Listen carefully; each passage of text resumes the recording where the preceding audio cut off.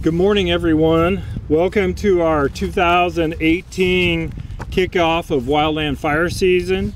Fire season never ends. It's year-round. Last January, the Thomas Fire was still burning. It's been a few short months, and now we're into the first weeks of June, and we're declaring fire season in Kern County. Spring was very mild. Temperatures were low, humidities were up. The green grass from the winter rains prevented any large fires. But as we've seen over the last weekend, the temperature increased, the fuels are drying out, and now it's ready to burn. So a little bit about the Kern County Fire Department wildfire program. This is one of our largest divisions within the fire department. We have 47 fire stations that are manned. They're staffed 365 days out of the year. Our wildland program is a seasonal program. All of our seasonal firefighters are now on, and all of our assets, our resource, our people are available. We have bulldozers that respond to wildland fires. They cut the brakes to remove the fuel and stop the wildland fire. We have hand crews. We have 3 of them, one in Lake Isabella, one in Tehachapi, and one in Lebec. These are our young seasonal firefighters who go out and they cut down trees, remove the brush. They do firing operations to stop the wildland fires. They are all on and available. And behind me, we have one of our helicopters. This is a very effective tool in stopping the wildland fires. We use it to protect structures. They have the capability to fly at night. We're one of the few helicopters in the state of California that has that capability. And our firefighting pilots, they're out there. They don't go home at 5 o'clock. They are there dropping water to protect our homes and our citizens as wildland fires burn into the night. Very effective tool. That was demonstrated 2 years ago during the Erskine fire, where they saved whole communities with their water dropping capability. Again, it takes a lot of resources to fight these wildland fires, and right now we are fully staffed and ready to go. Saturday morning at 8 o'clock, we actually turned on our wildland dispatch program. So in the spring, if there is a vegetation fire, you get a limited response. As of Saturday morning, you receive a full response to a reported wildland fire anywhere in Kern County. That includes our fire engines, helicopters, bulldozers, hand crew, and overhead, which is the management for the wildland fire. So we are in fire season. I want to caution everybody to be ready. And with that, I'd like to talk just briefly about Ready, Set, Go. That's a program we have here. It's throughout the state. We have it here in Kern County, and it's really about being ready to evacuate. Ready is being prepared for the threat. That is making sure your house is prepared, defensible space.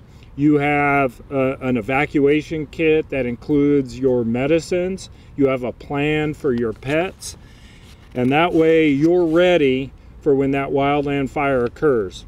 When there's smoke in the air, it's too late. SET stands for situational awareness when that fire starts, and that is being in tune with Ready Kern, and we'll discuss our telephone evacuation system. Listening to the radio is important as we give out emergency updates. Tuned in to the fire department website as we give out information. And then go, it's leave early. When we call for an evacuation, don't hesitate. People often die when they wait too long and they're trapped as they try to escape the fire. When we announce an evacuation, the Kern County Sheriff's Department is going to be out there making sure everybody's getting that word. You need to sign up for Ready Kern, and when we say go, you go. Again, I don't have a crystal ball. I don't know what it's going to be like, but if this year's wildland fire season is anything like the past, it will be extremely devastating. And we need to partner with our citizens to make sure everybody survives a wildland fire. By preparing their house, we're able to save their house. So it's a partnership between our citizens and the fire department. And now I'd like to introduce Jeff Gilletny. He's going to talk about what the fire season fuels will look like and the fire.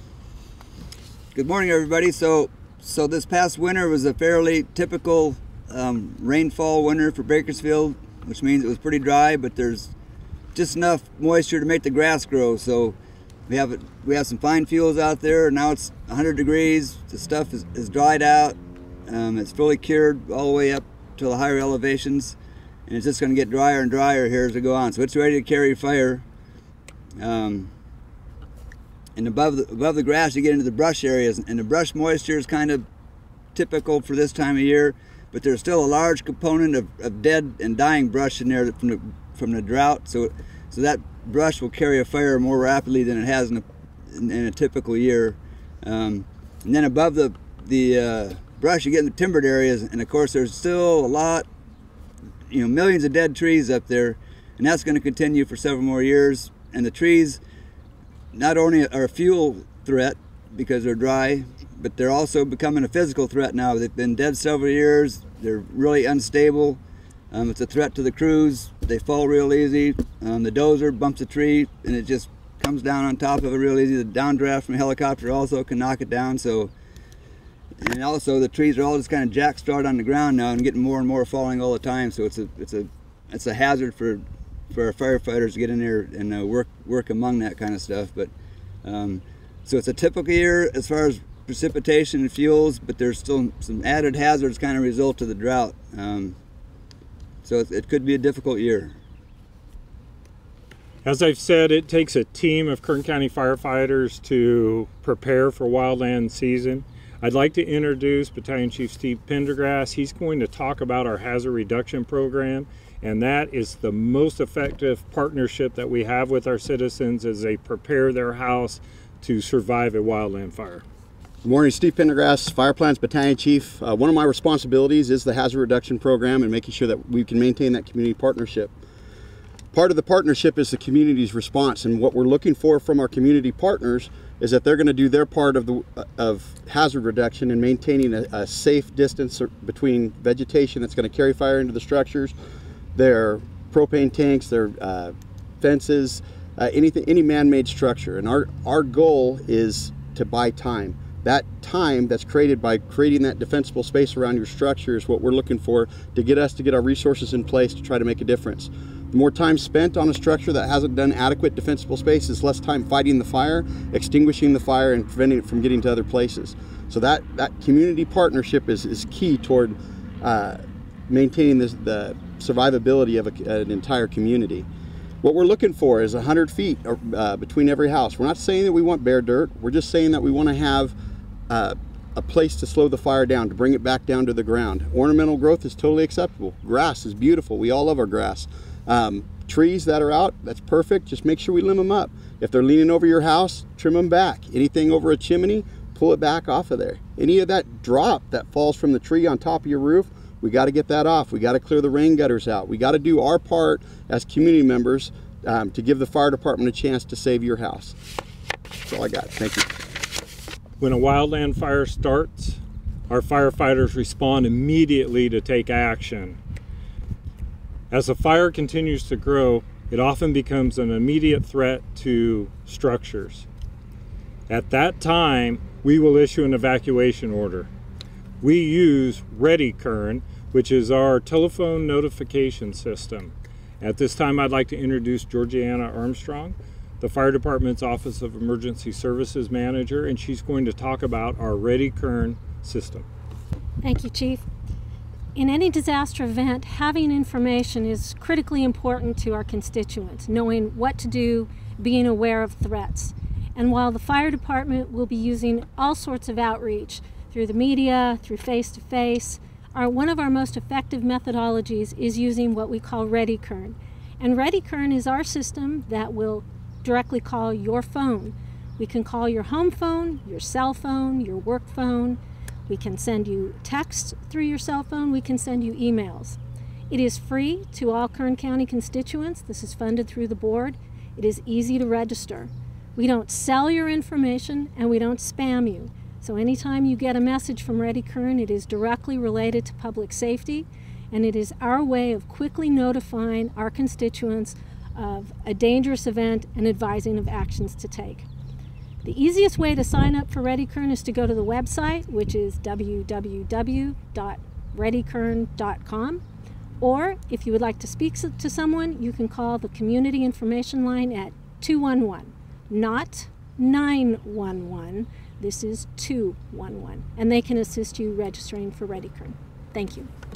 At this time, I'd like to introduce Jeannie Taylor. She's going to talk about our CERT program. Our CERT volunteers cover majority of our county, and they provide that non-specialized assistance, helping out where there's a need. The CERT program starts out as a training program available to anybody and everybody who wants it. And this is a nationwide program now.